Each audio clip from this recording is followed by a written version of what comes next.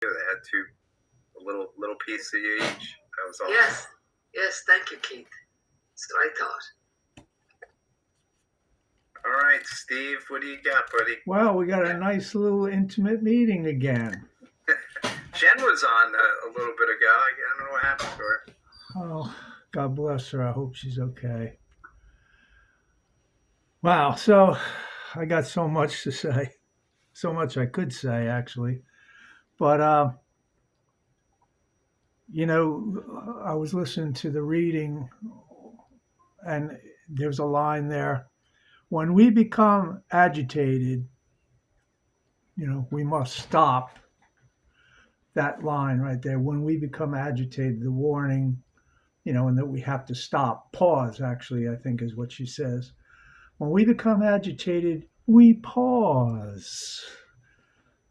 So that goes, again, like everything in AA for me, is 180 degrees opposite of my natural instincts. And I'll give you an example of something like that. I'm sitting outside reading a book, and a mosquito, you know how they have that noise? They let you know they're coming, and lands on you and starts to bite you. I'm agitated. I don't pause. I go like this and kill the thing, right? Automatically. There's no thought involved. There's no pause involved. There's no, like, let's reason this out. He's only doing what God programmed him to do. There's a point. There's must be a point to his existence too. He has the right to eat. And after all, in case you didn't know it, the predator that kills the most humans on this planet is a mosquito. No. Yes. Ugh. And of course, it's not the mosquito itself that kills humans. It's the bacteria and viruses that the mosquito carries around. So You would hate them. That's just one example of like many things, like Keith was saying about his situation where he went down, to Bloomfield, which to me is in itself like going down that close to the city would be a torturous. That would be a 2 Xanax pill trip for me. Down into Bloomfield and sitting around, and now your computer battery goes dead and you can't really work, so you're looking around, just trying to enjoy yourself. And then when you finally go back and expect that your car is going to be done, they say, oh, we found out that they sent us the wrong hose. Not our fault. They sent us the wrong hose, and there's no way we can fix it. You drive around without air conditioning for another couple weeks, and then come back. We'll reschedule you another time. And the program tells us we shouldn't be agitated. Pause, and think. And if we feel agitated, according to the program, something is wrong with us. Something's wrong with us. If we can't let a mosquito bite us, if we get agitated, if we kill it, that instinct, that reaction without thinking, something is wrong with us. If we get agitated because of the incompetence of the Honda dealership for not sending the right hose, for the incompetence of the repair shop for not calling us on the phone and saying, hey, Keith, sorry, I just wanted to let you know right away, so we're not ruining your day and wasting your time, but it's the wrong hose, so we can't get it right now, so you might as well come back and just go home and spend the day with your family. We shouldn't become agitated. If we do become agitated, there's something wrong with us. In Sarah's case, she becomes agitated with Father Peter, her brother, because he's not acting the way she thinks a brother should act. In that case, Is it Sarah who is wrong or is it Peter who is wrong? Now, there's a situation that's just the opposite, I would say. Okay, if you have unrealistic expectations, the program warns us, you can expect them to not be fulfilled, and then you're going to catch an attitude. Then you're going to be irritated. And in that situation, I would say that the program is right. Now is a time for you to pause and say to yourself, why am I agitated at Father Peter? I'm agitated at Father Peter because he's not behaving the way I think a brother should behave. I think he should behave like my other brothers. I think he should be this and that, A, B, and C, and he shouldn't be interrogating me about the rest of the family, and he should be more concerned with how I feel, and so that's an unrealistic expectation. So yes, now we're in a situation where it is your issue for getting irritated as opposed to my issue with a mosquito biting me, you know, or Keith's issue with being irritated because of the incompetence of these people. I find myself irritated on a regular basis. This is why I isolate myself, which is supposed to be so dangerous for us. Okay. I isolate myself to avoid these confrontations, which what seems to me out in the world to be just an increasing amount of total incompetence with service people. I'll give you one example. Okay. There's a little Dunkin' Donuts. It's the only one for around 20 miles in any direction down here in the Pine Barrens. There's a little Dunkin' Donuts. It's terribly busy all the time. I refuse to go inside, but Penny will go inside for me. So I'm very susceptible to caffeine, among other drugs. So I always say, when you go inside there, get me a coffee, but make sure it's half decaf and half coffee. And she comes out with the supposedly half decaf and half coffee. And I drink the coffee down, and within 15 minutes, I am flying on a caffeine buzz. I know right away that's not a half decaf, that's not a full decaf. I know people in the industry, the diner industry and restaurant industry, and waitresses, and they tell me that when people order a decaf, if they don't have decaf ready, a fresh pot or something like that, they just give them regular coffee. They have no clue what caffeine would do to someone who's sensitive to it like me. They don't care. You know, they'll never know the difference. Just give them the regular coffee.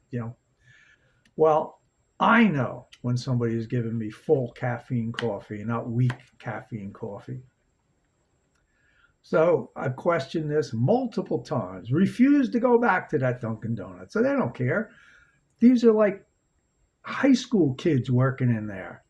The guy who owns it probably owns 17 Dunkin' Donuts, and he's probably from a Hindu from India. He doesn't care if somebody like me says, "Oh, I'm never going there again. I'll put bad reviews on YouTube and Facebook, and nobody will come to." They don't care about that. They don't care about that. And the kids who work there, they don't care about that. So, is it my problem or is it their problem? It's my problem because I'm letting myself get agitated about something like that. Because I know from experience that these high school kids and that generation below us, whatever they're called, Z, X, Y, I don't know anymore, they just don't have the work ethic that my generation did, and maybe even Keith's generation did. They just don't care. Hey, I'm only making $15 an hour minimum wage. I don't care. The guy gets, coffee, caffeine, decaf, whatever. Uh, so knowing that, I should avoid that situation. And the more situations like that I avoid, the more isolated I become. And the more isolated I become, the more I hear in meetings, a very dangerous place to be. Isolated, very dangerous place to be.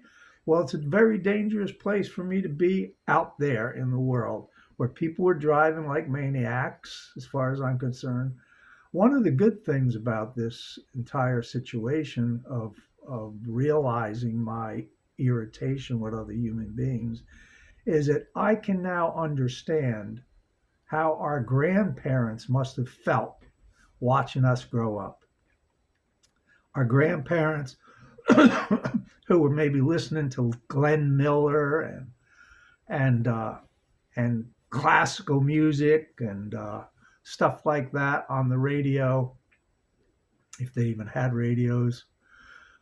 Back in those days, pre World War II, World War II, that sort of music. And then all of a sudden, we come along, when I say we, like baby boomers come along, and we're listening to rock and roll. Imagine what that did to their ears. I would presume what rock and roll did to our grandparents and parents' ears is the same thing that rap music and hip hop does to my ears. I can't listen to it. I think it's ridiculous. I don't know how anybody can listen to it. I don't know why they push it on everybody. I don't know why they push the whole LGBTQXYZ thing on everybody. Uh, and I feel more and more isolated. I just don't want to have anything to do with this society out there. I guess that's why I'm living in a 55 plus community. I don't see kids.